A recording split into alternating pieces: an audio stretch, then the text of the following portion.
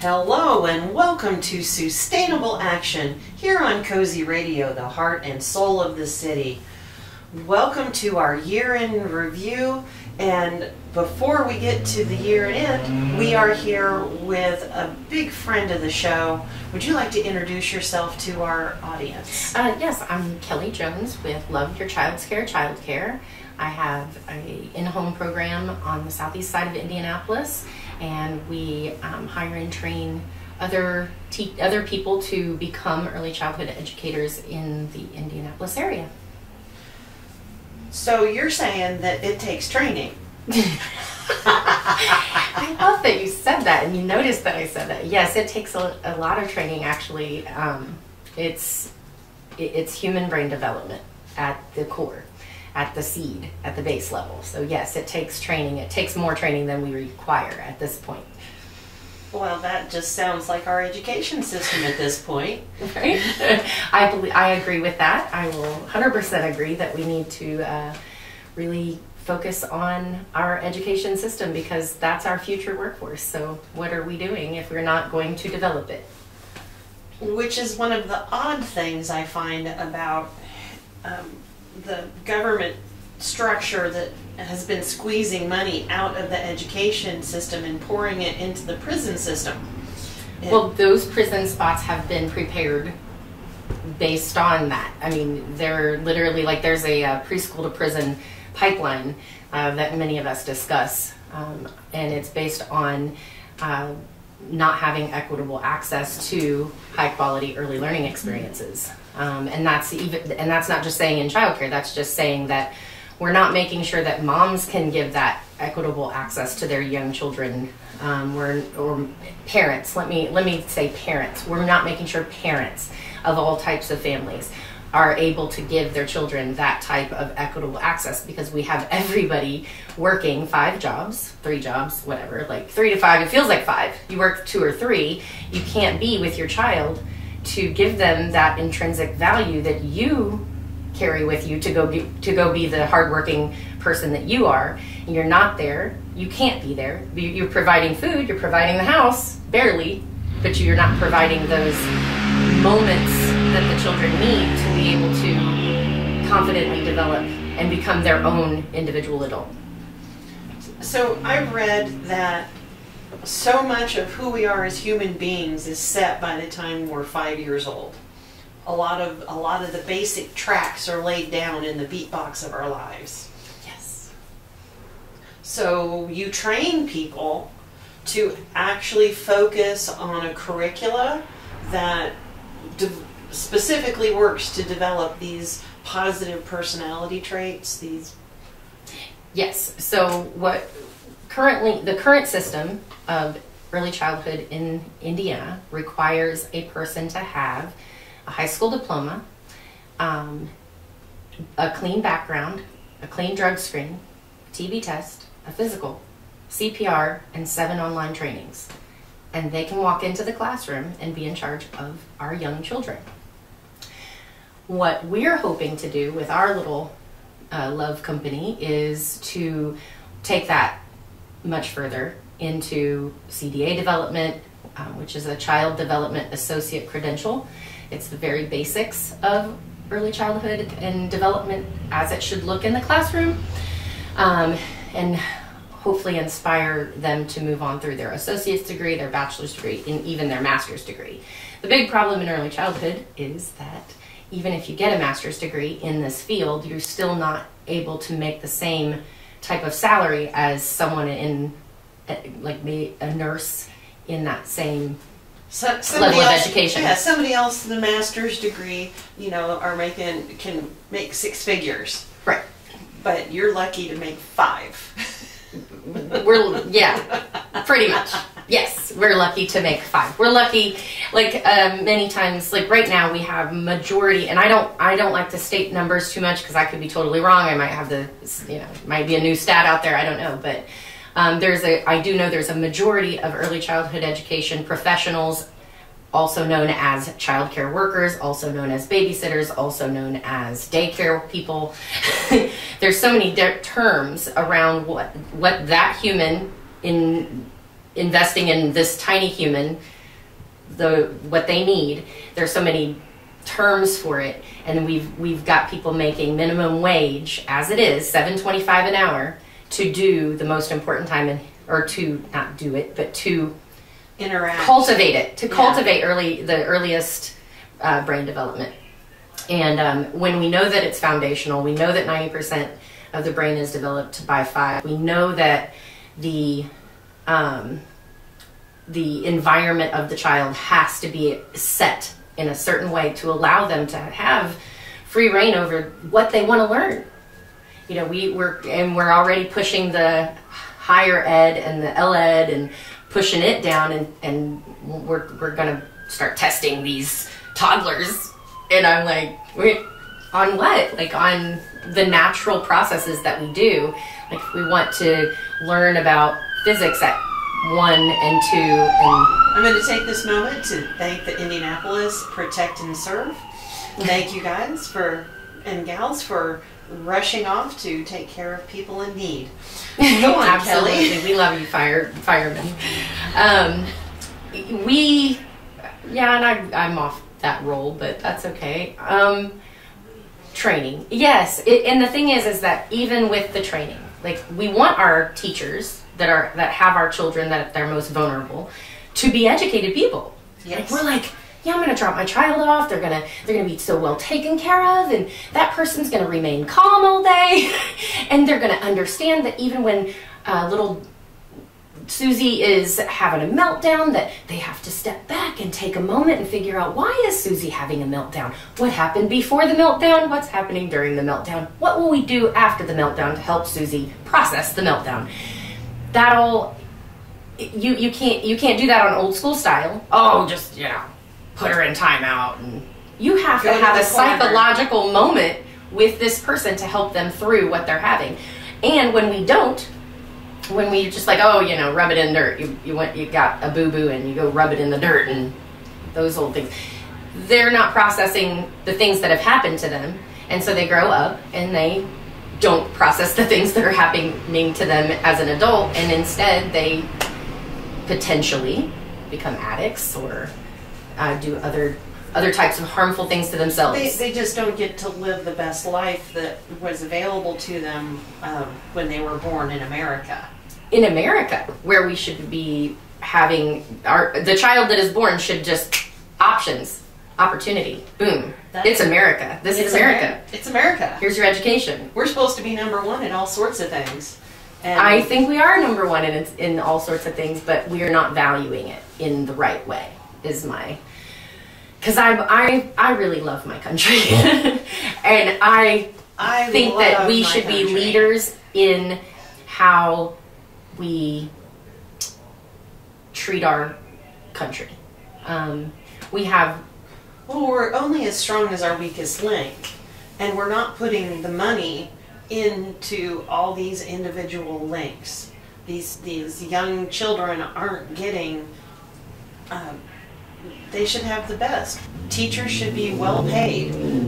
Early education teachers should be extra well paid because of the crucial benefit that they bring to the children's upbringing. If we start their education off properly and we help them understand that learning is a great thing and that it makes your life fuller and more interesting and brings you more opportunities, if we can set that in the early childhood, we're going to have a much more prosperous country because we'll be creating innovators and entrepreneurs and people who can actually think, and hopefully that will translate into a more prosperous, stable nation and world for that matter. So I've seen you at trainings. In my role at the Central Library, I've seen you at early education trainings. What do they teach you at these workshops? Well, I mean, specifically the wonderful Readers into Leaders conference that the Central Library has, which is always awesome. Even just that, I mean, the trainings, the opportunities that I took were bookmaking, you know, how to write a children's novel, and teaching children how to write a children's novel. And so literacy and reading and the joy of reading. So when you go to these things, you're like, oh yeah, that's what it was like to love to read a book with pages, because we're so conditioned to technology right now. But that particular training, it centers around how does the early brain see letters? How does the early brain immerse itself? How do we create a child that wants to read? You know, a lot of parents, and I know even me, and I love to read, and my children are great readers, but there always is that, well, I don't want to do the reading, and to get past that, you have to be like, well, where's the joy of reading? Why are we reading it? Because it's fantastic and it's imaginative, and it helps you to think into other universes that our brains have the capacity. We're looking at the world we've already created, which is a wonderful world, and it can only get better if we keep cultivating those imaginations and those infinite possibilities of what humans can be. Aspirational education. Yes, aspirational. And doing education for the sake of how far can we go. Right now, we have a system in place that is, we're preparing for kindergarten. No, I'm not. I'm not preparing your child for kindergarten. Your child will be prepared for kindergarten, but I'm preparing your child for human life, just life. Young children can be planting seeds and watching those cultivate and grow, and understanding the science behind where their food comes from. You know, a lot of children are still like, it's chicken nugget, like it's a piece of pressed chicken. They don't ever get the food comes from the grocery store. It does not come from a garden or a farm. As you know, especially if you're dealing with children that are not in those agricultural areas. You got kids that are like, what do you mean it's a cow? Like, it's a cow, like really a cow.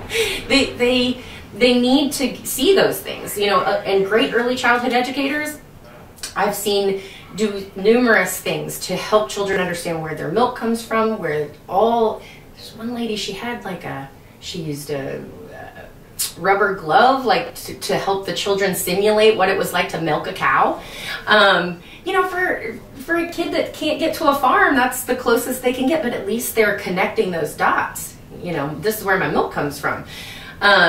It's not just this thing in a plastic jug or a paper carton. It is something that comes from this earth that we should be taking care of. And how do we make sure that we can take care of our seeds so that they can be fruitful and harvest us good food and good nutrition and a good world. The community that I'm from, it's a long line of gardening people, and that is the glue that makes us stick as a community. Culture has always been developed around the table. Oh yeah, well, food is what brings us all together. Yeah. If anybody, any human of any background that claims to be whatever label they wish, if you sit down and you eat with somebody, if you're eating with someone that eats, of course I can't think of, I eat all kinds of food. Sushi. You're going to sit down and eat sushi with someone Japanese.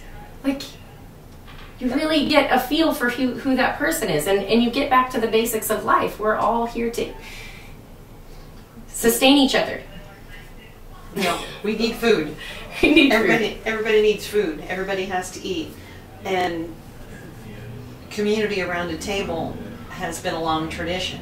Heck, you know, we claim Thanksgiving as a national day of eating. Yes, and we love eating. We love that day. I love that day too. And we travel, we go, we have 5 Thanksgivings. I have 5 friends that are like, we're going here, we're going here, we're going here, and they get a plate from each place, and their fridge is full for a week. Which is why I think that we can do better. And even with children and eating in the early childhood classroom, you have to make that experience alone. A lot of people don't even realize what goes into an early childhood teacher's day of just trying to get a meal with children between the ages of 2 and 4. And everybody's, you know, wiggling around, and, you know, they don't like the food, everything's gross, or I really like this thing, but I don't like that thing, so I'm only going to eat this, but not that. And, you know, the things that go with what an early childhood teacher has to do every day. Bringing cultures together, having children from, you know, children that eat Peruvian food every day, and then they come and they're like, I don't really like your bland crackers, Miss Kelly. So you have to be open to learning about other people's cultures and other people's foods, because those children, you want them to eat, right? You know, but then also taking children that maybe don't get a lot of nutritious food in their life, and being like, no, we're gonna try this broccoli. You know, might try broccoli several different ways, and maybe I have to cover it in cheese, but you know what? Maybe I got some broccoli in. Yeah, when I make soups, I like to chop things into small bits so people can't tell what they are. They have no idea. Yes. My mom used to put baby food in anything she baked. There would always be, you were probably eating peas or some sort of zucchini, or like a mashed, pureed something was in your Vegetable, cake. yeah. Oh, it was in there. Like, you knew you were getting your vegetables if my mom was cooking. You know, if it was, she would take a regular spaghetti and turn it into, they think it's just the regular marinara sauce, but they probably got some zucchini in there. They probably got, you know, never know. It goes with the flavor, though, so she, you know. And, well, zucchini is beautiful for being that hidden vegetable because it takes on the flavor of the sauce. Well, zucchini bread and alone, I mean, you can take a zucchini to sweet, you know, to savory very easily, yeah. But it's very hideable. I like that. But teaching our children that, too, is like when you're looking for an early childhood education person, they need to be understanding of food and culture and be willing to test out different things themselves. You can't just be like, oh, raisins, I hate raisins. Like, you have to fake it. You have to be like, man, those raisins are so good, even if you're not really a raisin eater, because you're trying to give them a palate of their own, not your palate. My palate is mine. I want them to develop their own palate. And if that means that I have to kind of, you know, I have to be an adventurer, a food adventurer too, it affects your classroom and what they're learning in that moment. And for some reason, that just made me think of my childhood. When a wild deer that was visiting the neighborhood for a while taught me that crackers and carrots go good together. I had never, it didn't dawn on me, but we were feeding the deer carrots and we were feeding the deer crackers, and the deer was great with that, so I was eating with the deer. This is kind of nice. This is good. This is good. So yes, that I partly wish the deer hadn't taught me that, because, you know, that's just more carbs. Just more carbs. So that's... You're not on, are you on the, there's a lot of people doing the keto and all of those things. I just am working at cutting back on how much sugar I consume, because I think sugar in the quantities that Americans consume at this point makes it evil. Well, because we're not modifying our own, you know, everything in moderation, right? Everything in moderation. Everything in moderation. I don't think there's anything wrong with your limited sugars, but we literally have sugar in everything. It's in everything now. I read labels and it's like, there's sugar in this? Where? Why is there sugar in Why? this? Right, because it wasn't even necessary to make that particular thing taste good. Right. Mm-hmm. It's like, why should this be part of this product's, like, why does dill pickle relish have sugar in it? Yeah. Dill pickle relish. Well, I mean, dill I like pickle sweet relish. But sweet relish has sugar, but dill pickle relish. Dill relish should not be sweet. It's supposed to be dill. It's supposed to have that that type of bite to it, not a sweet bite. But they put sugar in it. They put sugar in mustard now. Yeah. It's just crazy. But you know what? Why is that crazy? Because we don't pay teachers to teach our kids and wonder what's wrong with kids today. So you know, in the 50s they were saying what's wrong with these kids, but those kids were fed with real food. True story. They were the education system sort of sucked. Because in the 50s there was the segregation thing going on, and poor still meant poor. On the African American side, because of the segregation, they had really good teachers in high schools because the universities and stuff wouldn't hire the people of color. So, like Crispus Attucks, I think is on the west side of Indianapolis. I've been through their history section, and they had doctorates. People who had doctorates were teaching high school because universities wouldn't hire them. So they were university level teachers teaching in the high schools, and it's a shame that went to the wayside. The thinkers and the activists that came out of that school, coming from that environment of expecting more out of ourselves and out of our proteges, and that's the thing that I wish we'd hearken back to, is that, you know, you should want to know more than me. You should want to leave me in your dust. You are my student. You should want to come back in 15 years and know so much more than me. Our job should be to obviously leave the world a greater place than when we found it. That should just be the automatic. We don't have that automatic anymore. We also have a lot of passivity and complacency and somebody else is going to do it for me kind of thing going on. And we don't, what's somebody going to do about this problem? What are you going to do? What are we going to do about those problems?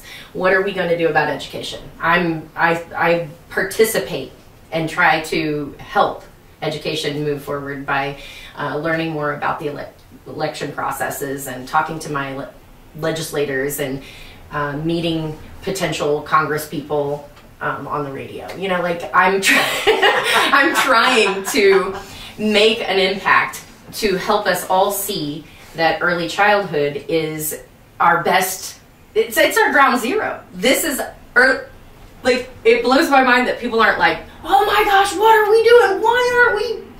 I think we should be raging mad that any child in this country right now that we're not looking at, and maybe, you know, this is, I don't know if this is the right way, but like we should be looking and be like, man, what if that one could cure cancer? Oh, what if this one could cure diabetes? I bet that one will fly us to the universe outside of wherever they're trying to get to in the space. You know, this is the one who's going to develop the warp drive. Yeah, where's our NASA kids? What if this person is somebody that will bring our community together and keep everybody in the area feeling good about life, because we don't have enough people trying to do that. Not helping our children reach their potential is what's wrong with our country today. It's the baseline of what's wrong with our country. Well, we're telling them what their potential is. We're not opening up. Oh, what is the potential? We're saying this is your potential. We still have a problem. This is a problem we've had for a long time. Yes. You'll never be a teacher because blah, blah, blah. Insert all the excuses or reasons someone else might think you are not going to do the thing that you say you're going to do. So automatically, and we do it when a child's trying to tie their shoe and they're like, or even just put their shoes on. Let's say it's a 2-year-old. They're just trying to get their shoes on. But they want to do it themselves. And when we don't give them the time to figure it out to get that. How do I get that shoe? It might take them an extra 5 minutes. Don't rush them, and don't do it for them until they ask, can you help me? Then you're cultivating a person that says, that's determined, and I'm going to do this. And recognizes when they need help and has the ability to ask for that help. In an appropriate manner without going, right. You eventually learn to not whine. Some people eventually learn not to whine. Use your words. Use your words. But we have stopped seeing the possibilities. We've stopped trying, like, our children don't, in my opinion, this is definitely one of just my opinions, I don't think we're saying, did you know you can go to the moon? Or past the moon? Did you know that you could be this, blah, blah, blah, blah, blah, blah, all these big things? We've stopped trying to reach these outer limits that we see as limits. We need to bring that back, that opportunity for children to go, I can do anything. I can be anything. I can go anywhere. I can solve any problem. Right. We just have to figure it out. And there's plenty of people out here who, if I work with them, together we can figure it out. If I can't do it myself, then we as a community can figure this out. Well, and the we as a community. So I love that you say we as a community, because there's goals happening currently that want us to not be communities. There are divisive things happening that want us to be mad at each other for what we see over there, when neither one of us may even have part in what's going on over there. But it's your fault that's happening over there, and you say it's my fault what's happening over there, and now we're all just like pointing fingers. It's you, instead of, what am I going to do to make sure the kids in my area have a high quality early childhood education opportunity? What am I going to do about that? And I don't have much. I have less than much. But I have the drive and the determination. I've decided that for me, for the rest of my life until the day I die, that this is what I'm going to do. I'm going to try to make sure kids have people in their lives that can, not just can, but want to help them comprehend the world around them, to help them, and not help them learn. We're learning. We're learning from the moment the brain is like, good and bad, all the input. What are they learning? It's all input. And it's the same as a downloadable drive. You wouldn't go to your computer and say, I think I'll upload this virus right now. Like, you're not going to do that. That's the same thing as when we're out here and we're not teaching children what healthy food is. When we're not saying to a child, oh, you made a mistake. Here's how we're going to learn from it. And maybe labeling a child, you're bad, or you're this, or you're that, instead of saying, you know what, this is a thing you did, let's work on it. I want to work on it, and even to recognize your own faults in front of a child. Oh man, you're right, I shouldn't have done that. I should not have said that like that. Let's try this again. Even giving them the let's try this again, we're not doing that too often. And it's hard to get to that point, because it's taken me 10 years to be where I think, man, I'm pretty good at this. Like, I didn't feel like I was good at this. I felt like I was into it in the very beginning, but I feel like I've only learned more. I've only gotten to a place where I can, really take a lot of my own emotion out of certain situations. That's not, that doesn't happen in the training that we're requiring, the little bit of, but we also don't pay for it either. So we're not going to pay, even the person that we pay to have those basic things. That starting wage average right now in our city is $10 an hour. And that's actually high. And if you asked a few other people, like I said, that are actually making that $7.25, $10 an hour right now. And you can go to our wonderful Citizens Energy Group people, which I love, peace out, I love you all, because my family has been with Citizens Energy Group since I can remember. My grandfather, my father, my brother. $15 an hour to be a meter reader for that company. And all you're doing, nothing against a meter reader. Dude, thank you for getting that done. Be accurate. Please don't charge me more than I need to pay for my gas bill. But it's a 10 to 15 mile walk a day. And they point a thing at a boop, boop, boop, boop. They get chased by dogs. I mean, that's a lot. But that's their starting wage. And the starting wage for me to spend 10 hours minimum a day with the most important time in human brain development for each little citizen that we spend our time with, $7.25, $10 an hour. Are we really serious? No, it's unacceptable. We are not serious about education in this country. You can't say we're serious about blowing people up around the world. We are not serious about educating our children. We are not serious about education. No, I will agree with that. I think that if we could take a step back and say, what if? Because I'm educated, so I have what if going on in my head all the time. What if we educated everyone, and maybe even in their own communities all over the world, and helped them, which there's a lot of that happening. So my brother is a soldier, and I know for a fact that there was a lot of education going on. First off, anywhere my brother is, there's education happening, like he's educating.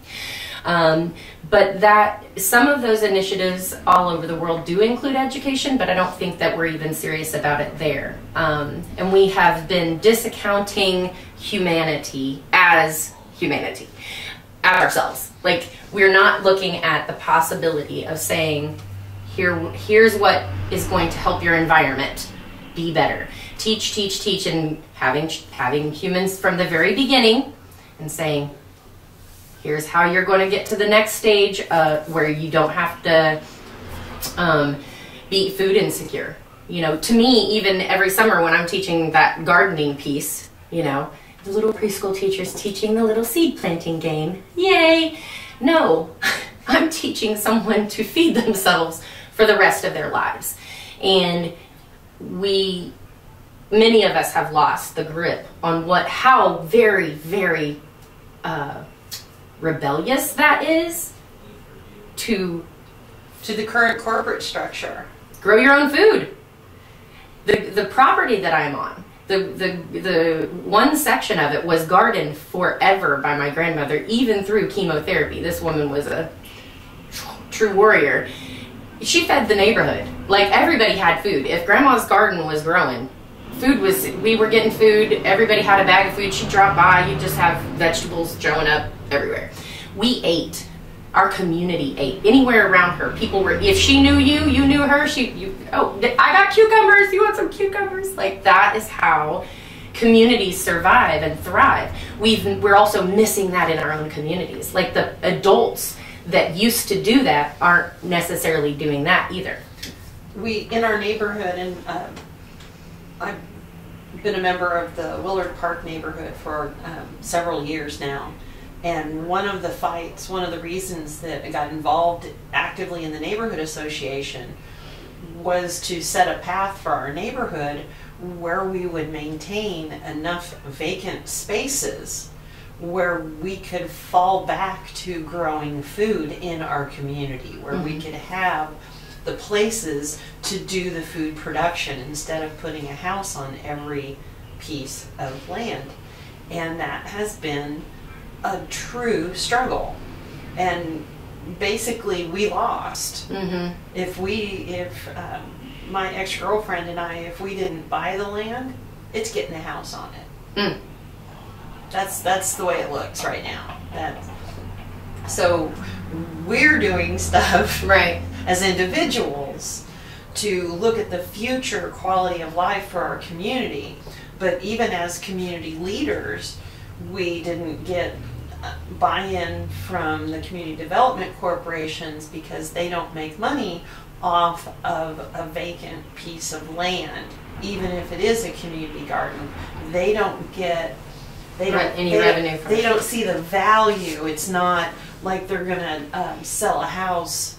You know, they're not gonna get federal grant money to build a house and then take their cut off of selling then it. Where's my grocery store in that same neighborhood? Because we have food deserts in these places, which could be eradicated. The need for them could be eradicated with local growing but there would be no programs. profit or revenue in that. So what?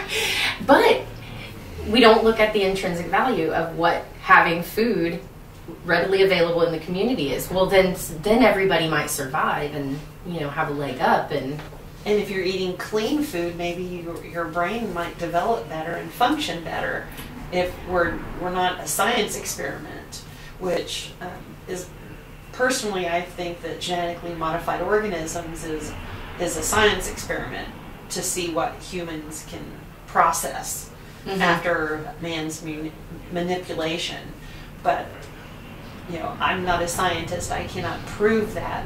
I know that in the core of my being, that if you can't talk the plants into making another plant, i.e. a hybrid, then you're setting yourself up for unintended consequences. You know, it's sort of like the studies that just recently came out that said that our body doesn't know what to do with fake sugars, so it immediately stores it in fat cells. Yeah, I'm not a fan of fake sugars. If I'm going to eat sugar, I'm eating sugar. And if I'm not having sugar, I'm not having sugar. I don't want to substitute. I'm a cane sugar enthusiast, I'm afraid. Hence why you're like, I'm trying to cut back on sugar. working on not having so much sugar in my life. It's not an easy thing to do because it is everywhere. It is. And well, and then, you know, you have health issues with our communities, all of our communities, why are all of these health issues coming about? Well, the food we're eating, the everyday the lack stress. of access to healthy food based on price. When you cannot buy organic, or grow organic, then you're whatever it is, whatever's on that apple, whatever's on that zucchini, it's what you're buying, it's what you're going to eat. And how is it affecting our bodies? What kind of diseases are we dealing with right now because we're pesticiding? Not necessarily disease, but conditions. What conditions are we developing in our human structure because of what we're doing with our environment? But if we all know how to plant seeds. Are you teaching the kids how to seed save? Seed save we have not done. Although I do have to say that when I first got the property that we're at, my grandmother knew seed saving, and the fact that you even say that is like, yeah, we need to do seed saving because she had it down. I mean, I still find, I'm sure if I went, you know, looking, I could find even more stashed somewhere, but she seed saved. Like there was definitely, and canned. She canned. She seed saved. She was self-sufficient. Very well. She's one of out of my entire family. She's one of the most self-sufficient humans in my family that I can think of. In how she lived, she was a saver on everything. I mean, she didn't waste foil. She didn't waste a baggie. She didn't waste a canned good. Boy, we got in trouble if we wasted for sure. Well, you know, when it comes to the United States and food, the nutrition level has plummeted in the food that we consume. I think it's one of the reasons why we're so fat is because we never feel full because food is empty. It's empty because we're doing this, so it's all interconnected, right? So this 2 and 3 job family situation where everybody's working, nobody's home with the kids anymore, and we're all out fast, get here, get there, go here, go there. No dinner table. Yeah, dinner, yeah. I mean, I have to clear mine off a lot. But to have no set process for that, we're really missing out. We're really missing out. And that brings us back around to early childhood education. We don't pay what commensurate with the effect it has on the child. Or the society. and by extension, society itself. Mm-hmm. So anybody who's out there thinking that it's hard to find good help these days, anybody who's out there thinking, oh, these kids are stuck in their phones, well, who is there to teach them another way? And it should be the parent. But how is the parent doing that? I'm guilty at times myself of being like, oh my gosh, how long have you been watching TV? Like, because we're just overwhelmed. We're working until we're dead tired. We don't have the extra to give our kids. Oh, you want me to make a meal with all the components for a healthy meal after I have spent the 12 hours at this job, another 4 or 5 hours at this job. Maybe I'm even online doing some side hustle with my yard sailing. We're so obsessed with I gotta be able to pay that bill, and then we're missing out on we miss out a lot on reality. I reel myself back in, and I'll be like, wait a minute, wait, kids, you can come out, like, let's all really focus on each other and go find activities to do. Currently, my kids and I'm hoping to join them in 2020, but they go to a Taekwondo studio. Shout out Beech Grove Tong Sudo, which I don't know if I said it right, I always mess it up. But that, saying to your child, no, we're not going to sit and stare at our phones all day. We're going to go do an activity that empowers us. I really believe that martial arts empowers us. Oh no, we're not going to sit and stare at the phones all day or watch the TV, because we're going to go cultivate something in our garden and make sure that our corn is growing and that our tomatoes are ready and who's picking the green beans, kind of situation. We're not engaging our children. We don't have time for that because we're job to job. The parents are so stressed out. Then you take those same parents who are stressed out that may not have had a good early childhood education where they were taught to cope when stress hits.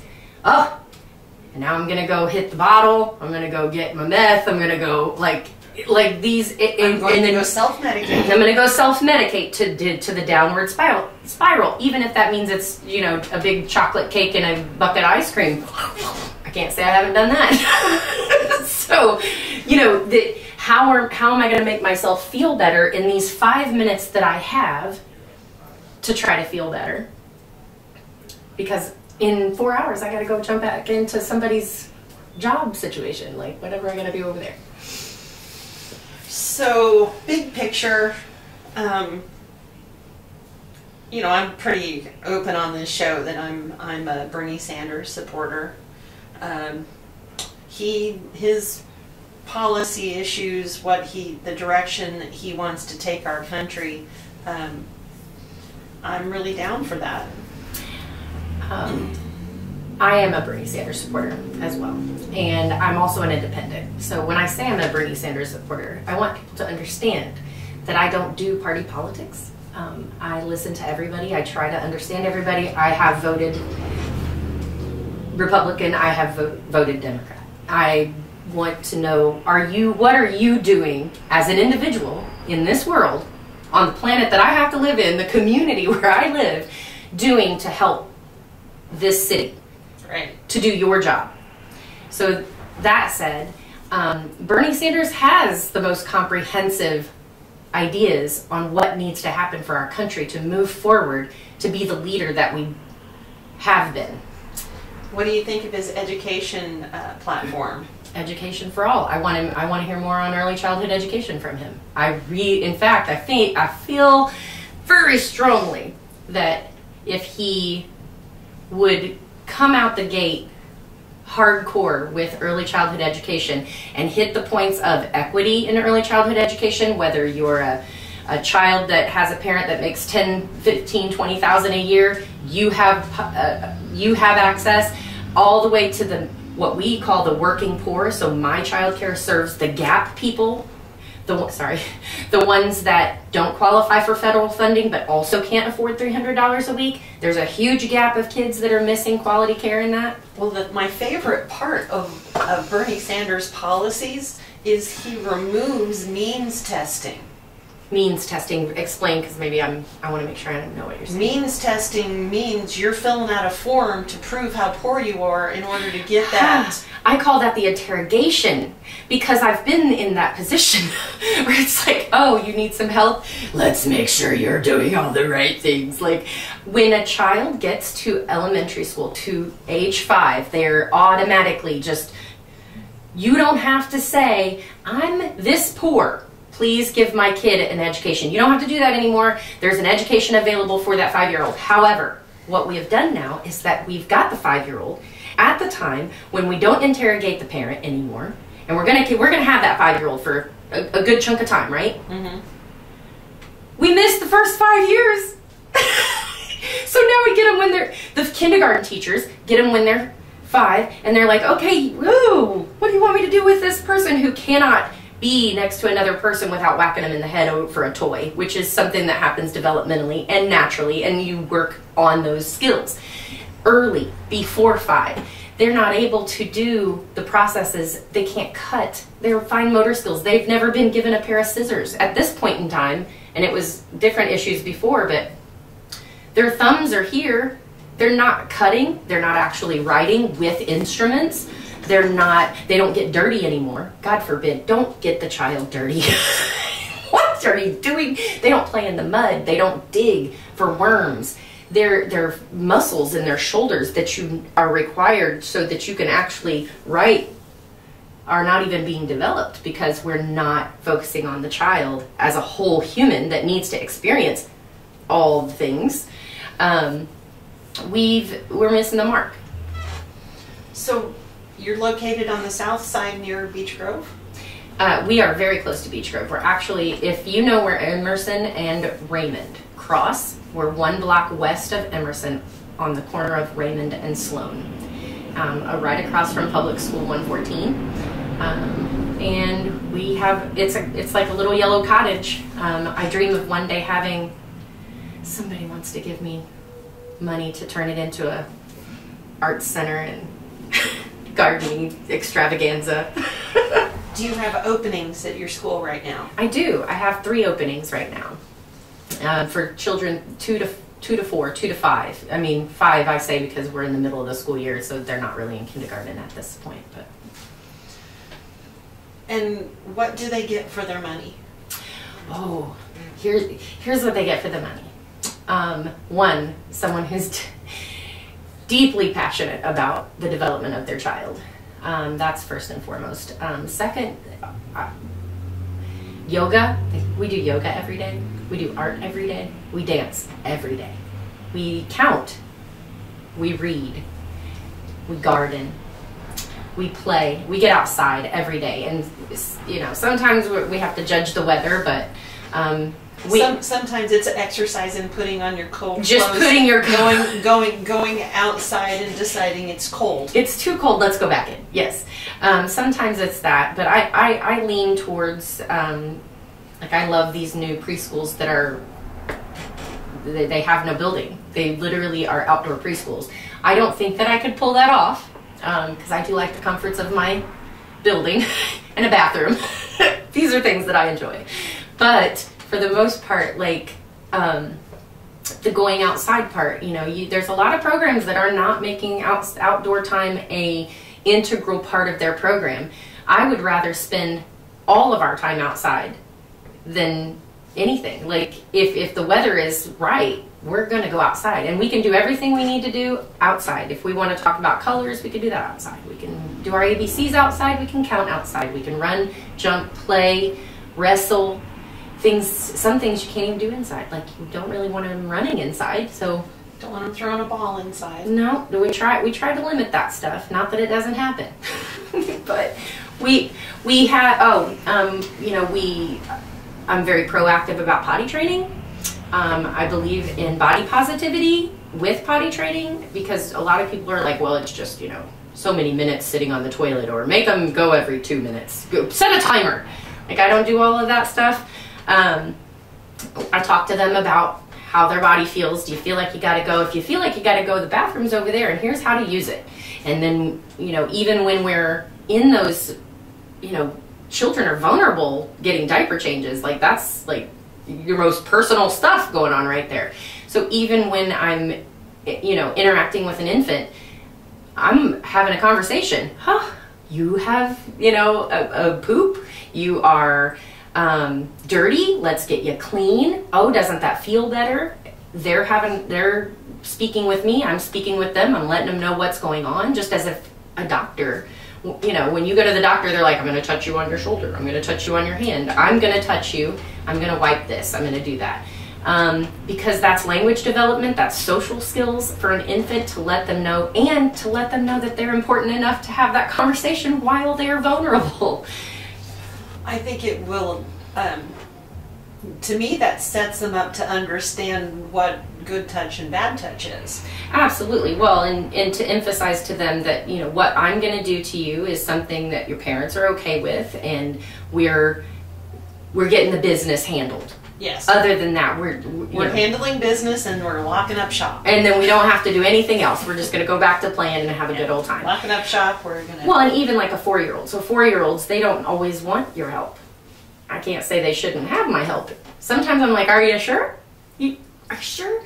And I really have to, I try to, you know, of course we sanitize things to death, but as long as everything's covered and our hands got washed and our clothes don't have anything on it, I try to respect that child. I do tell the parent at the end of the day, so they did their own wiping today. You might want to check everything out. Just because that's, you know, at 4, they need the independence. They need to be able to say to me, no, I don't need your help. I can do this part for myself. This is my personal body. I want them to feel that way about their body. I have multiple family members that have been molested. We discuss that in our environment. We don't discuss it in a way that I try to fear them in any kind of way, but that's the potty training piece, is that body empowerment. Your body belongs to you, and I'm here to help you if you need it. And then, you know, and this is what's going on. This is why we need to do this. This is... Yes. And that's another thing. Like, you think about the basics required to become an early childhood educator, and that's it. And I make jokes, you know, I love my dad so much, but, you know, I tell people, I'm like, my dad could pass all those basic things. You know, he's got a college education, or, you know, his high school diploma, and beyond that, he's got some college. He's a smart guy. He's pass a background check and a drug screen. I mean, he just turned 69 years old. The guy's like golden, right? I think he doesn't. We shouldn't have him in the early childhood classroom. He would agree, because he doesn't have the patience for it. We're not going to have fun.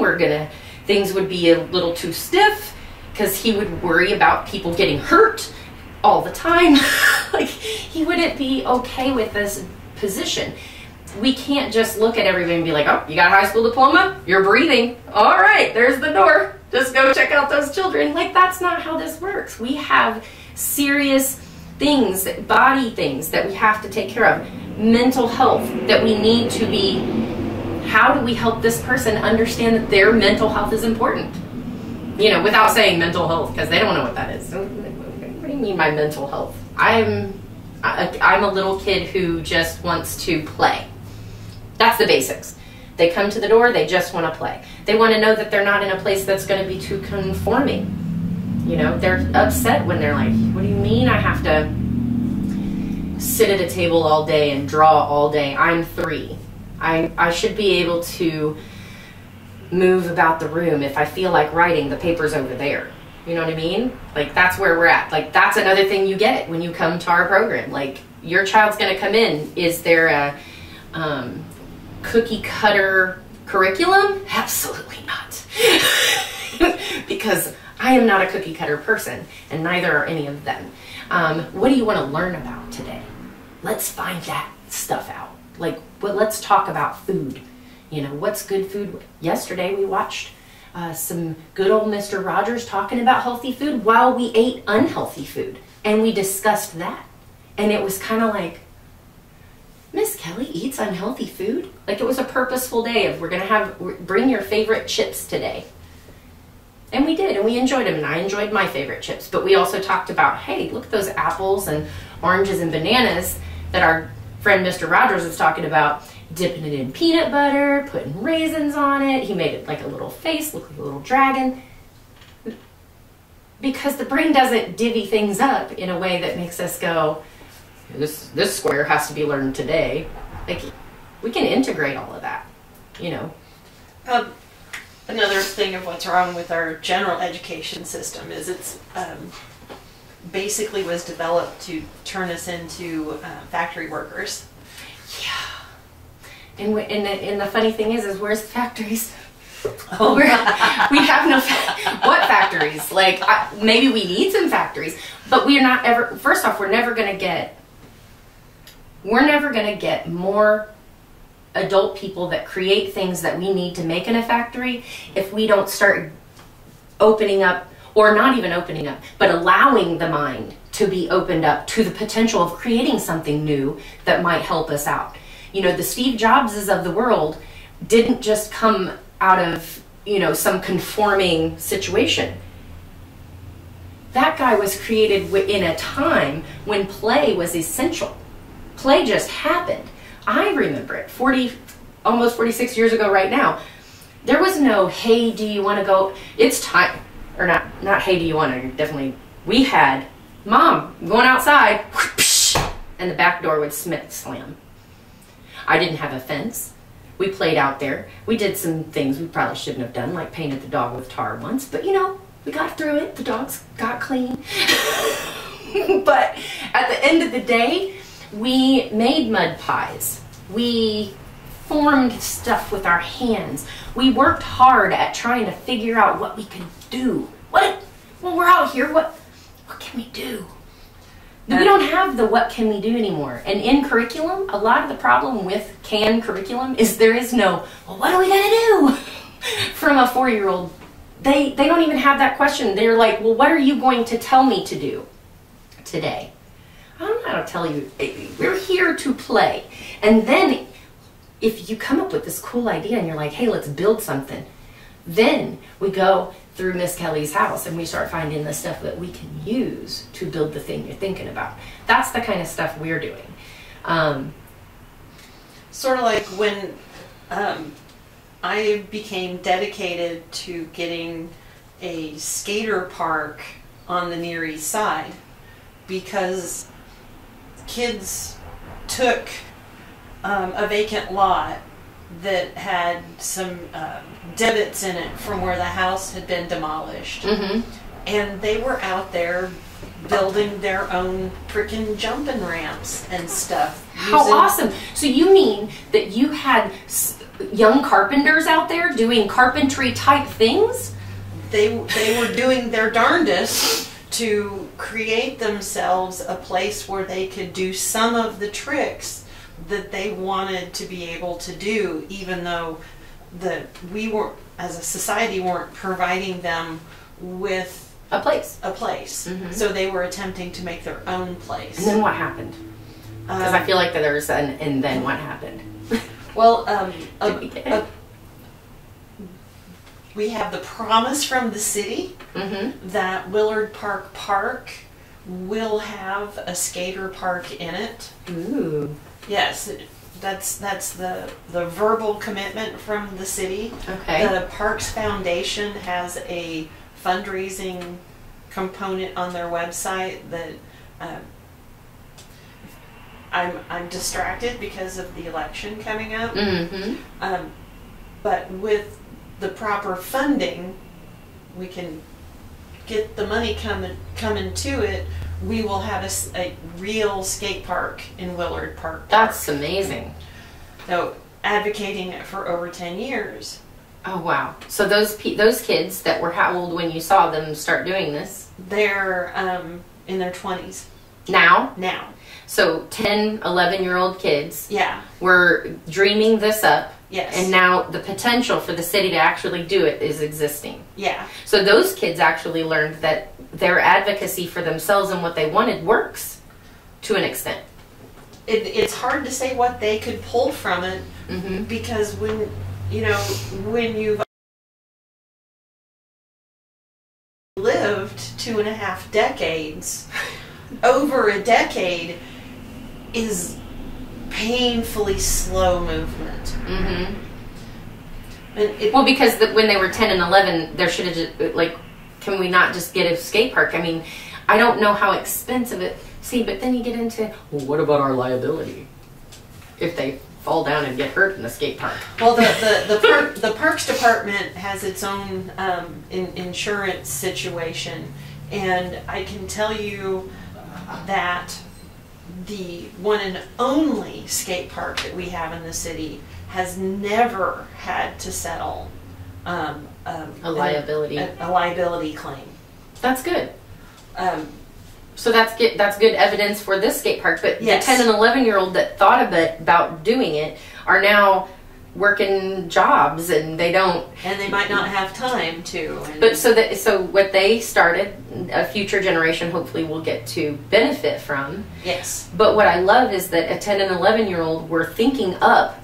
I want to know where I want to know where those kids are. Are they building things now? Are they carpenters now? Are they going through trade school and learning to build houses and improve their own community? I would love to see that. Or are they just digging ditches? I say just in terms of knowing what their potential was at that moment, having the wherewithal and the drive in order to attempt to make what you need At that moment. to work on manifesting stuff in real time. I don't know where these kids are, these young adults now, where they are in life, because there's so much transience in the neighborhoods. Right. Well, and who knows where were they part of a family that was just, running through at that particular time, which is another reason why we have to be more cohesive with education. Because if we're going to be a rental state of affairs and families are going to have to move from here to there to here to there, why are we not making sure that every area has the educational opportunities, and why isn't it consistent? I mean, even right now, like I have, even with my own child, a particular situation where, is the education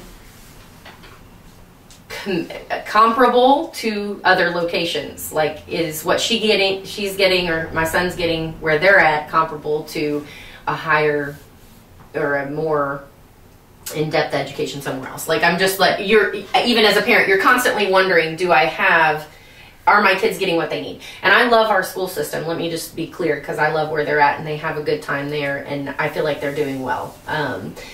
But there is the question: is it good enough? Is this education over here good enough? And are they getting the things that they need to know about changing the world around them? Of course, my kids, they're getting that education at home, because we're always talking about pretty being involved. At the house. Yeah. Well, and being involved. Like, you can't just sit back and be like, I'm not going to show up to anybody's office to see if my elected official is doing the job that I asked that they were elected to do. Is anybody showing up to do that?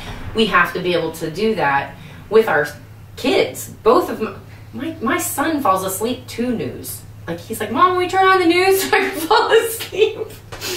I feel nothing like talking heads. Oh my gosh, and I'm like, is this bad? Am I a bad parent for this? You have to question yourself, but at the same time, my kids are some people would say they're too aware. They're too aware of the things around them. So, I took my kids to Standing Rock, North Dakota, to see in person the ridiculousness that was going on there with the Dakota Access Pipeline, which is now leaked.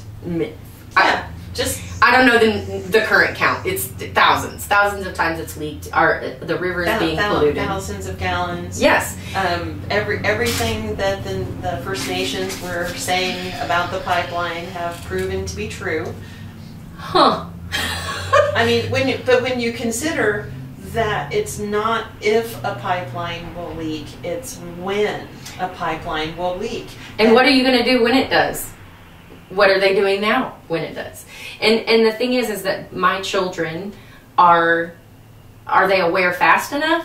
You know, you have the young climate activists that are teenagers right now. My daughter's right in that zone, you know, and she's like, wait a minute, what? You see her start, you know, she's 13. She's like right there questioning those things. We cannot sit on our youth and let it just do what it does. Like we have to ingrain in them an ability to self-sustain. So going back to my grandmother, who didn't have to depend on anyone really, and that I aspire to be that awesome. That is where we should be with our communities. We should be feeding our communities. We should be, right now in my garage, one of the things you get with early childhood at my site is that I collect stuff, like donations of clothing and stuff. And several times a year, I pull it out onto my entryway and I'm like, do you need something? Here you go. Take it for free. Do you need some new sweatshirts for your kids? Because there's some sweatshirts up there. There's probably some jeans up there. What size does your child wear? Buckets of shoes I've put out. Do you need some shoes? The assisting within your own community, those are the things where I'm teaching with my own kids and with the kids that are in my program. We're not, that SueStainability has to be individual, but then it also has to be the individual looking at, well, what and the collective. Yeah, and what is my representative doing to make it so I don't have to give away free clothes every day to the families that come to my site? Or, you know, and representatives of what? What are they representing exactly is the question. Well, you know, that's the follow the money issue. We're upside down in so many respects, to where, you know, the people who have money just are more concerned about making more money than they are about what is available for everyone else. The unforeseen consequences, those that we're so good at. We're so good at not understanding, not accepting what logic tells us will be the next steps in this process. If you starve education, you're going to have an uneducated populace. Well, and then wonder why our teachers are mad. Red for ed right now. Like, you know, why are we not making sure our teachers are able to pay their own rent? We're literally treating our teachers like the corporate companies are, hey, we're going to pay you this low wage and you're still going to go get food stamps and child care funded by the taxpayer, right? Mm-hmm. Okay, so what are we doing? Why would I want any teacher of my child's to work a second job? Can you please focus on the job of teaching the 30 people that you have in your classroom? I need you to focus on that. Please do not go work at McDonald's or any other Yeah. Please, can you just grade papers and read what my child wrote? Because what my child wrote needs to be comprehended by you so that you know what they're trying to put out there. And show them correct punctuation and grammar and all of those things. I want my teachers to be focused on their job. We can't do that if we're not paying them. Can't argue with that. Period. And then the early childhood is the most important time to set the stage for all the other levels of education, all the other things that we could have in this world, on this planet, and in this country, this #1 country of ours.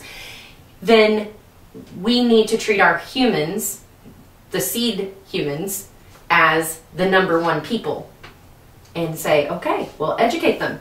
We're going to make sure that the child care people have the education that they need and the pay that goes with that, and that we're going to make sure that our teachers in the LED levels have the pay that they need so that they can focus on their job. 100%. 100%. It used to be a good thing to be a teacher. It used to be a honorable, revered profession. It used to be something that you could retire from. It used to be something that, you know, I look at my teachers from back in the day. I graduated in 1982. My teachers, many of them took self-enlightening, educational trips during the breaks. And that's so amazing. They should be able to do that. And then can you bring back all that stuff to my classroom? And bring back... Yes. Yeah, it's how I found out that my Spanish teacher was lousy and I shouldn't bother with Spanish with her as the high school teacher. She went to Mexico and came back complaining how the Mexicans couldn't speak Spanish. And I'm like, okay. What? You're not the one that I want to learn this from. Thank you very much. Like, I'm pretty sure the Mexicans got their Spanish down.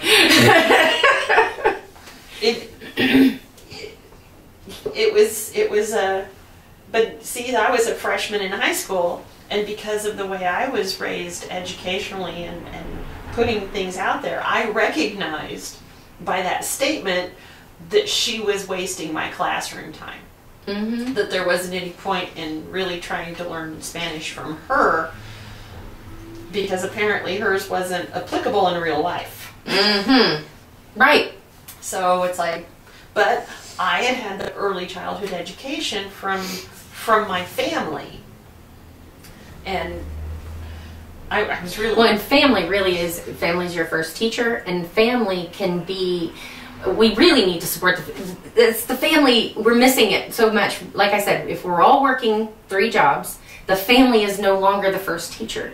And then if we're taking the family out, we're taking the culture out. We're taking so many things away from our early development, instead of making sure that child understands where they come from, who they come from, and then allowing it to just be this antiquated old system to develop you for some sort of industry line, which again, we are not going to have unless we have people that can create new things and new ideas and invent new things. You can't get to that if you constantly are telling a child what they are not going to be able to do, and not really let them explore and discover and create things. Like we're not even allowing them to create things anymore. It's really kind of, here, we're going to do our ABCs and 1, 2, 3s here in this little circle. What? Why do we have to sit in a circle? Why do we have to be in crisscross applesauce? My back hurts. Like, that's not learning. Learning is singing our ABCs, skipping through the park, and looking for things that start with the letter we're talking about. That's learning. Not some shoved down your throat version of what someone else thinks I should be learning. I want to open up my mind. I want to open up their minds. What are your questions of the day? What do you want to know? So we're looking at working on some of the basic social constructs, beginning at a very young age. Mm-hmm. You're talking between 2 and 4 years old is the best time to learn not to hit your neighbor with a toy. You know, that's really the best time. We don't want it to go, because you only get stronger and it only hurts more. Yes, because that's the time when you start to develop empathy. This is empathy. This is where you develop that, oh, I hurt my neighbor. I hurt my friend. Look at my friend crying. Oh, no. Oh. Then the realization comes over. That initial whack over the head is really just a primal need to get what they want. But they skipped over the fact that it's someone else is holding that. We have the part of the early childhood development piece, which a mother or father can do from home, or you can do it in an early childhood classroom that is well prepared and developed, is talk to them. Oh gosh, you got the truck. I'm glad you got it. But how did you get it? And is that the way we want to get the truck? And is the truck going to be available later today? Perhaps we could work out some time frames where you get the truck too and then they get the truck too. That's all process. And it's not a hard line thing. It's going to happen every day. Sometimes you have like the same exact behavior 50 times a day from the same child for a week or two until you figure out what do they need? What do they need? What are they looking for? What kind of... Where does that behavior come from? Right. And so I had a child once that loved to pull hair. Just would wrench it right out of, I mean, and if you were an unsuspecting person, you were definitely getting it. It was gonna happen. You know, you just didn't know when. But that child, eventually, we figured out that she really liked the reaction of the person. So there was actually a twofold thing. So one thing was she would only pull one person's hair after she realized that the other person's hair she was pulling was like, you ain't pulling my hair. That person did not deal well with the hair being pulled and didn't just scream about it. Literally was like, you can't, not that that's correct, you know, you're whacking people, you know, we don't want to do that. However, when you get in there and you say to the person that's pulling the hair and the person that is defending themselves, here's the language that goes with that. You can't pull my hair. You stop. Don't pull my hair. That kid who doesn't have those words yet, you have to give them, you don't have to let her pull your hair, but you really shouldn't hit her, but you can turn around and say, no, don't pull my hair. And then if they do, you have to come get me, right? So working on, try not to react right away. You're not dead. You're okay. Just tell on them. Get that child to not be a victim. Well, you're not going to pull my hair all the time. I am going to stand up for myself. But then the other child that really wasn't defending herself was getting her hair pulled every day. And literally the same sound would come out every time that her hair was pulled. And this is a much younger child doing the hair pulling than the person screaming. She didn't want to hit the child. She's a very gentle person. But she was in pain. So it was teaching her, one, to defend herself in a different kind of way because she's a different kind of person. And one, don't put yourself in a position where she can get your hair. She's little. You got to move around. You see her coming, you know, shift, pull your hair out of the way. But also to give the one that was doing the pulling, why is she pulling? Why does she need this pull, this cause and effect? This cause and effect. Cause and effect. We had to give her a different cause and effect. Something else to pull. Here's something to pull. We ended up using yarn and tape. And I think she did the scream or something. We were like taping this yarn to a whole table.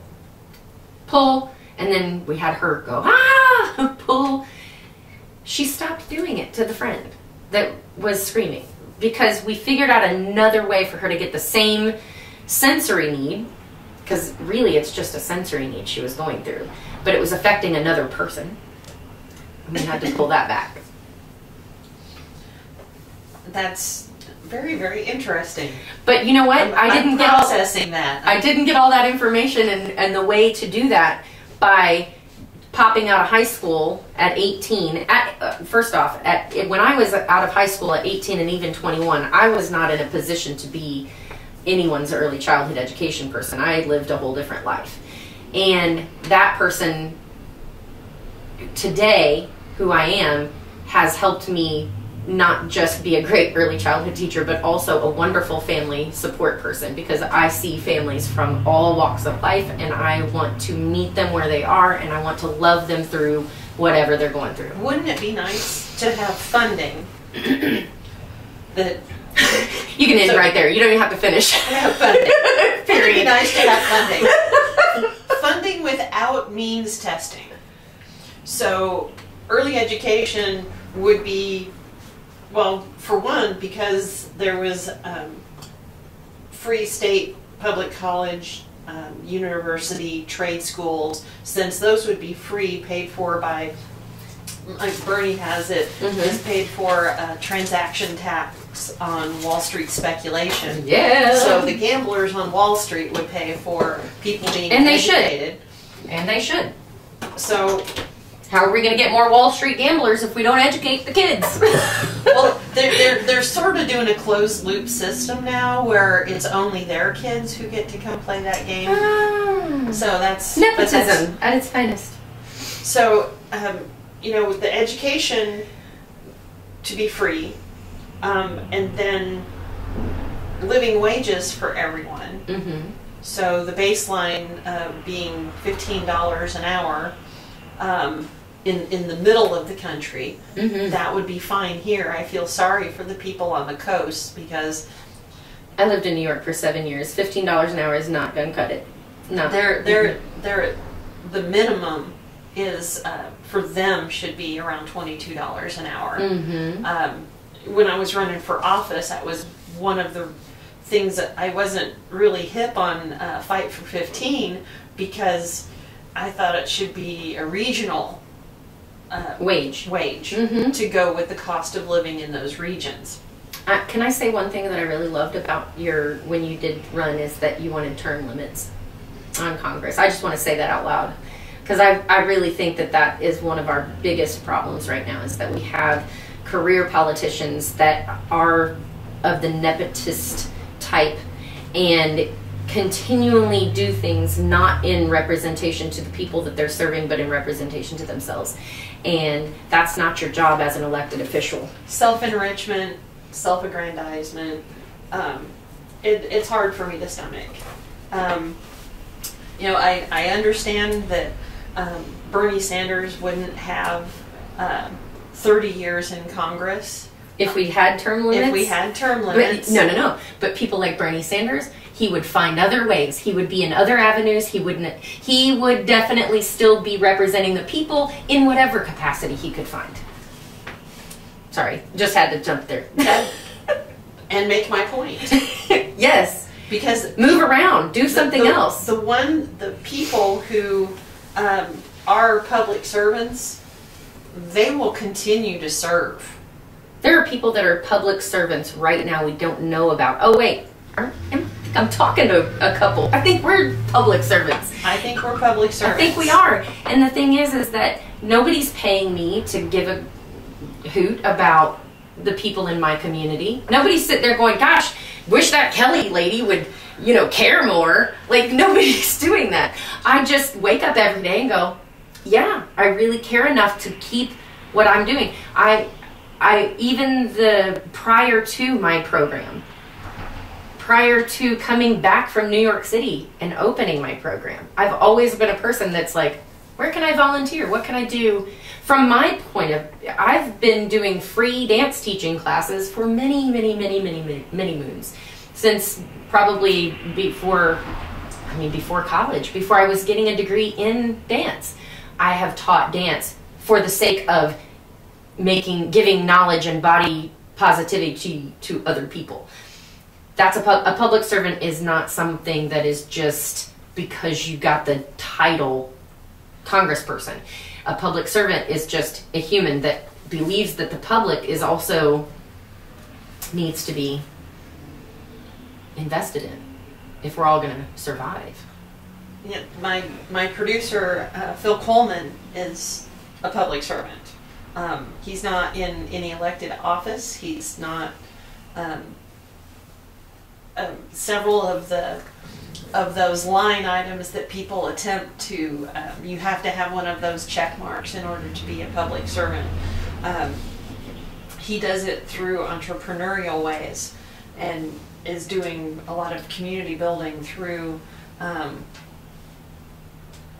his office plex here on 10th and Jefferson, where he has computers set up so people can do computer classes. He has a studio that people who are interested in making their own music, that they can rent the facilities.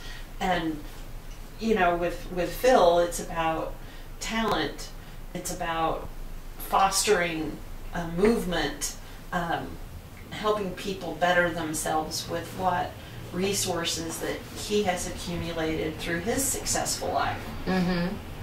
And you know, I'm eternally grateful to him for us being here with microphones, talking to people over the interweb about what we, as observers of the public, what we bring to the table, and what needs to be happening. If you look at things from the bottom up, it's pretty easy to see that the top is taken too much. Mm-hmm. It's pretty easy to see from down here. It's really, you feel it every day from down here. Every day. You feel it in, I'm a college graduate with student loans that I may die with these freaking student loans. Not if we can get a Bernie Sanders presidency, which I'm hoping for. And the thing is you know, there's haters out there that'll be like, oh, but you accumulated the debt and you need to pay that bill. Yes, I've paid the bill. So in the last 10 years, I would say, just a mild estimate, I have given away hundreds of thousands of dollars in early childhood education. And I'm not joking. No. And that is because when a mom walks up to me, who I've known for almost a year, and says, I lost my job. I need to find a new job. My kid. I have never been like, all right, well, that's it. Guess we won't see you next week, to the 3-year-old that has no idea.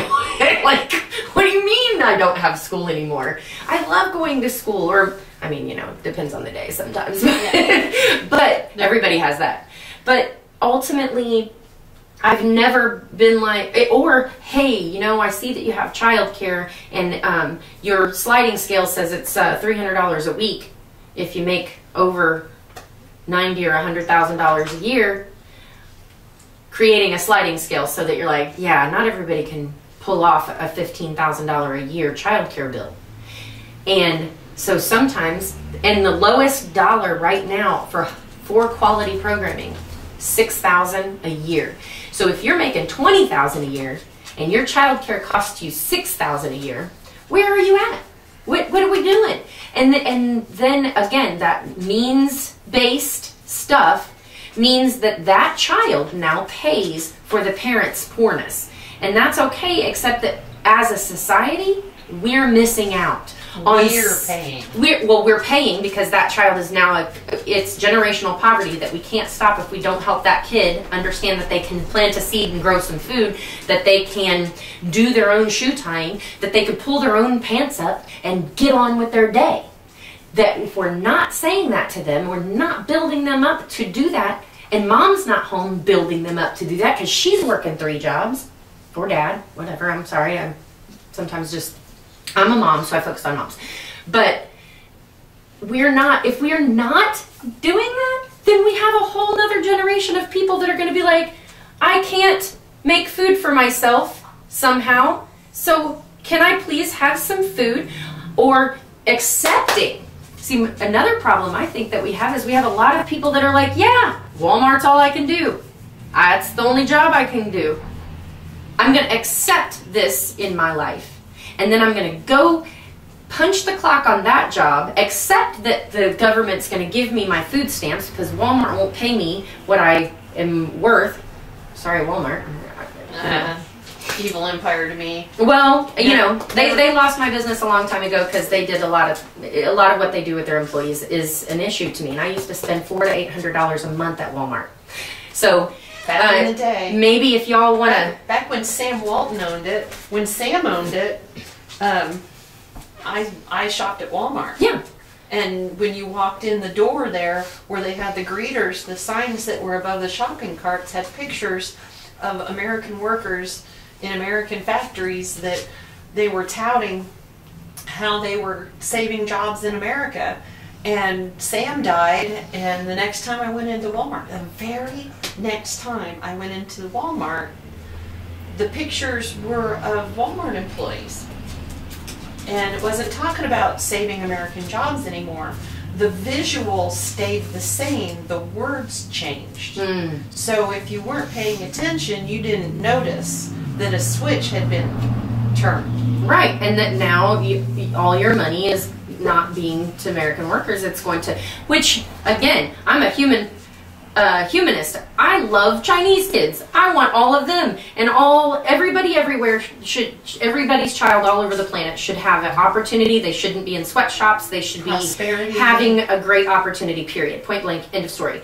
However, if we do have this us first thing going on, then where is it? I need to see it, because I'm not seeing it, because I'm looking at that 3-year-old in my program right now that simply needs mom and dad every night to be together, not stressed out and not trying to self-medicate, because they need to not, like, they need the opportunity. Their bills are getting to them too. They can't buy a house. They're in debt to someone else because the system is kicking everybody's butt.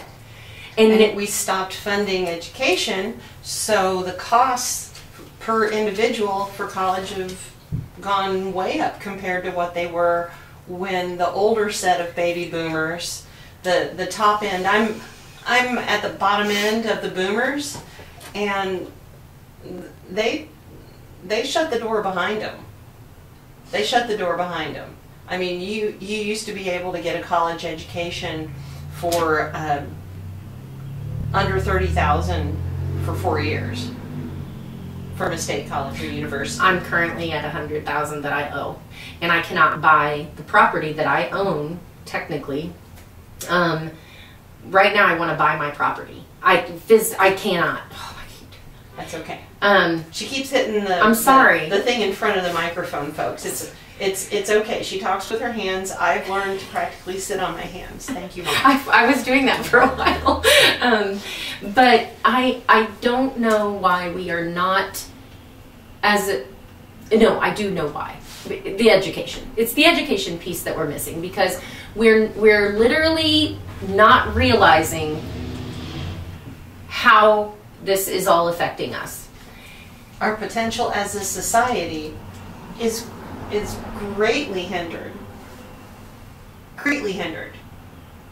by not investing in our people through our education systems from 2 to 25. Oh, and we're not listening to the right people about our education systems. Let's get to that, because that right there, I think that's even, we're not investing in it, but we're missing the key component, which is making sure that the education system is built for learners and not to produce a product of someone that can make widgets. We need people that are creating new widgets, and we don't have, our current education system is not producing creative individuals. And no, they're teaching to a test for. They're teaching to a test. They're stressing our kids out, which is causing more coping problems, which is going to ultimately cause more drug problems and more addiction issues, and more self-soothing issues. So, teen pregnancy is a thing. So all of that, if we're not listening to teachers, like I see in the Red for Ed things that were going on, like, woohoo, wait. Who are we listening to about how the education system should be? Why are we not? Why? The whole thing should be teachers. I don't know why we would have anyone else making decisions for children other than teachers, other than the people that have to be in the classroom with those children, that can't sit still because they didn't have a quality early childhood program that allowed them to explore themselves early. They were being forced to sit too soon. They were being forced to stay inside all day and never experience dirt. It's literally like. So why should we be drugging our children in elementary school when we could just exercise them?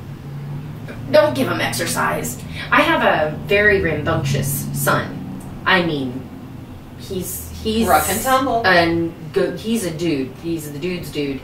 He wants to go to MIT. He wants to be an inventor. And how do I be an inventor and pay for my education at MIT? We literally had this conversation on the way here. So an education at MIT, we estimated, is going to cost about $300,000. Yeah. Okay?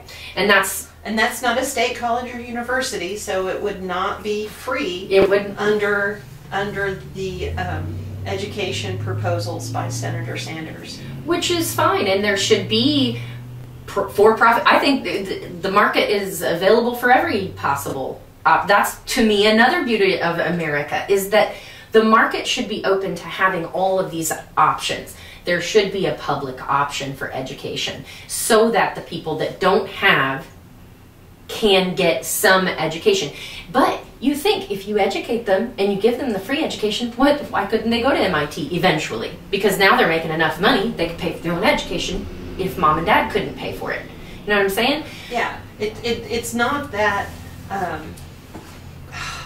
it's not that we want people to get just a public brand, and it's not forcing people to take a public brand.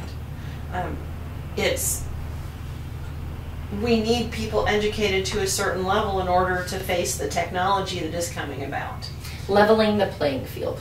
That's the one right there. Leveling the playing field is what public education allows us to do. And then, and even now, so I'm an IPS product from kindergarten all the way to high school. I have a stay-at-home mom, first 5 years, with a high school diploma. And so, you know, when I'm saying high school diploma, that's not necessarily enough. If you're at home with a parent who's intrinsically involved in your life and you're learning your stuff through that parent, it doesn't, you know, is the parent doing those things though? Is the question. Does the parent know to do those things? But the quality of education my mom received up to high school was the kind of education that allowed her to raise children that have both, one is retiring from the Army National Guard next year, has led troops into and out of and survived battle. And thank him for his service for me, will you? Absolutely, absolutely. He is an honorable, wonderful, amazing man. And he was another kid even in the education time that he was in. He was diagnosed ADHD, which is completely, I would agree with. However, we have that attention deficit, the word deficit, hyperactive disorder. So we're like, it's attention hyperactivity. The deficit and the disorder is only us. We have the deficit and disorder to a person with attention hyperactivity because we can't keep up. Literally smartest person I know. He has done great things with his life. He was forced into medication for a period of his young life. And here, my mom was like, heck no with that medication. She was like, what do we do to help him? She individualized her son's education. Was it hard? It was a nightmare, because I remember. But here now we have this fantastic human incredible person, and he's teaching young people today, and he helps young people today. He just called me the other day. Hey, I got a soldier that needs childcare. What can you do? Can you give me some information? Heck yeah. We do give military discounts, by the way. Always, always. So what's your contact information? So you can find us on Facebook at facebook.com/LYCC Early Learning, or loveyourchildcare.com.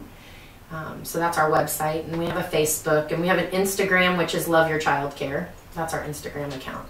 And that's pretty much our most traveled social media options, and we can also be found through the state's website at childcarefinder.in.gov, which you can not only find us, but you can find childcare providers all over the city of Indianapolis, and you can get their background stats. You can find out, have they been reported for things? What's their level of quality? So there's 4 levels of quality in early childhood throughout our state. Paths to quality is what it's called, but you have level 1, 2, 3, and 4. Our program is a level 3, holding strong at 3, although we'd like to get to that national accreditation level eventually for 4. But ultimately, we're also an On My Way pre-K provider. You can find On My Way pre-K grants for your 4-year-old for next year, starting in March. I think they have the application process coming up. But that's basically that if a program is certified as an On My Way pre-K, they have been inspected, they have been reviewed, they've come in to make sure that we have the proper curriculum, materials, that we're accommodating all the developmental levels that are in our program. So On My Way Pre-K is definitely a benefit to any family in the state of Indiana, that if they can just apply and if they're eligible for the grant program. And it's free pre-K basically for your 4 to 5 year old. Changing gears, as a human being, what happened in 2019 that you are happiest with? Wow, that's a deep question. That I'm happiest with? Yes, and you can also, or you could answer that you are least happy with. Or you could answer both. I celebrated my 10-year anniversary as a child care program in 2019. That's awesome. I made it 10 years despite the fact that it is one of the most expensive jobs to do, to provide, and most debt forming jobs I've ever had, especially as an owner, as someone who provides the care. But we celebrated 10 years. My disappointment is that I don't have a brand new facility yet. Dang it, why? Or a dance studio on my site, because if I had $1 million tomorrow, there would be a dance studio, there would be music instruments, there would be, I would hire an art teacher, and we would be having some amazing art programs going on in my program. Also that we're not doing enough yet. We have time slots in our program from 6 to like 9 p.m. Monday through Fridays, and on the weekends that I would love to provide more services to my community. We do currently work with Brooks Place, who administers a grief support therapy group that is play-based for young children that are dealing with the loss of a parent or a close loved one. So that's one program right now that we have going, but I would love to have like parent support groups Monday nights from 6:30 to 9. On Saturday mornings, maybe opening up the whole place and having it be like a coffee cafe play. Saturday's cafe play day, and then parents come, drink coffee, and let their kids play and have opportunities to do learning activities and art and science, STEAM, all of that. So, and STEM is great, but I believe more in STEAM, because the arts piece must be integrated into everything we do for education. Kids in band always pass fractions. This is true. I think my daughter got her fractions from her band because she was struggling in math, joined band, and her math improved. Straight up. Mm-hmm. Straight up. 4-4 time. She actually went from a regular math class to an advanced math class. Is that what it was band? Yeah. It had to be band. Band was definitely a positive influence on the math skills. Yeah. Because when you're learning quarter notes, you know what 1/4 of a whole is. Yes. You have a visceral experience with the whole note on 4/4 time, or a whole note on 3/4 time. You know what else I think would help with math? Cooking class.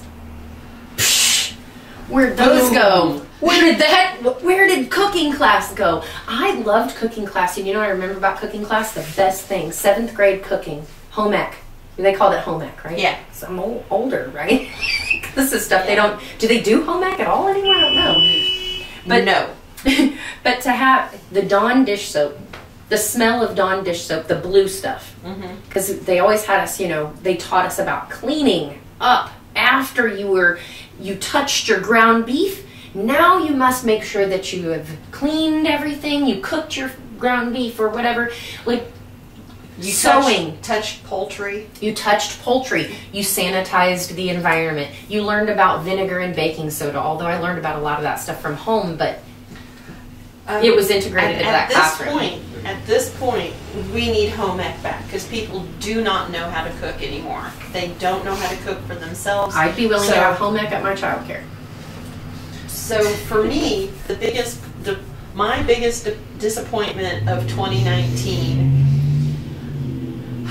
I'm going political. Yeah. Our representative, Andre Carson, voted for the Senate's version of the defense budget.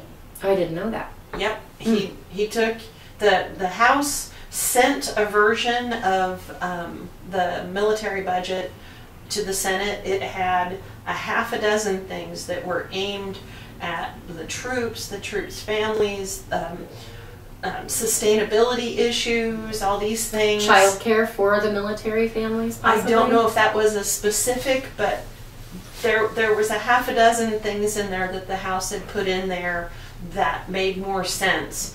And the Senate said, oh no, we just want bombs and blowing up people and that kind of stuff.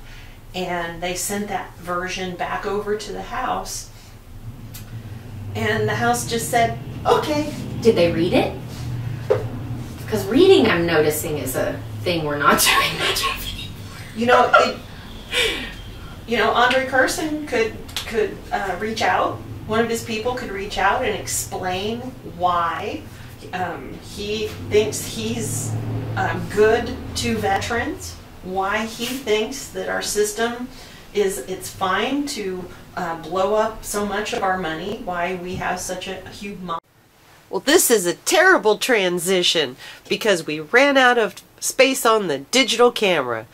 So until next time, this is Sue Spicer with SueStainable Action here on Cozy Radio, the heart and soul of the city. Hopefully we'll marry the ends together one day with the audio we have, with the video we don't have. But until then, thanks for listening.